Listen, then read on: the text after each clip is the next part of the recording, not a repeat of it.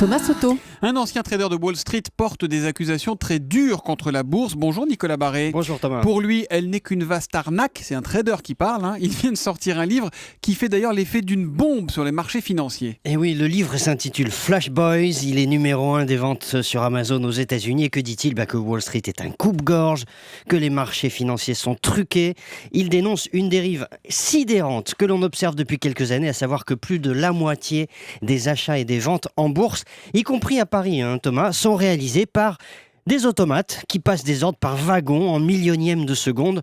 Autant dire qu'aucun homo sapiens normalement constitué, même un trader, ne peut rivaliser. Et alors, Nicolas, quel est le problème ? On ne va pas faire semblant de découvrir que le but de la bourse, c'est de gagner de l'argent presque par tous les moyens. Oui, sauf que là, ça se fait sur le dos des épargnants. Il existe des dizaines de sociétés qui branchent leurs ordinateurs sur la bourse et qui font ce qu'on appelle du trading à haute fréquence.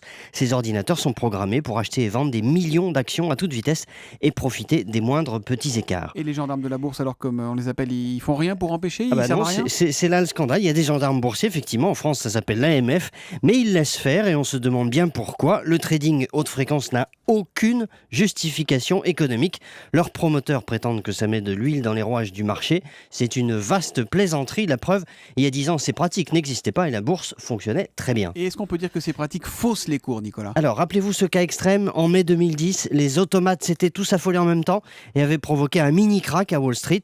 De grands patrons comme Martin Bouygues disent que parfois ils ne comprennent plus rien à ce qui se passe en bourse et ils ont raison.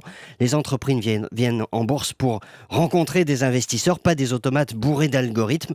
On a là un exemple flagrant des excès de la finance et de la difficulté d'y remédier. Il y en a d'autres. Les bonus à Wall Street ont dépassé 26 milliards de dollars l'an dernier. Un record, là encore, franchement, la justification économique laisse perplexe. Et c'est peut-être dans ces automates en folie que se trouve l'explication parfois irrationnelle du fossé qui existe entre les marchés financiers, la bourse et puis l'économie réelle. Voilà. Peut-être à chercher par là. L'édito éco de Nicolas Barré, directeur de la rédaction des Échos. C'est tous les matins à 8h10 sur Europe 1. Demain, Nicolas. Voilà.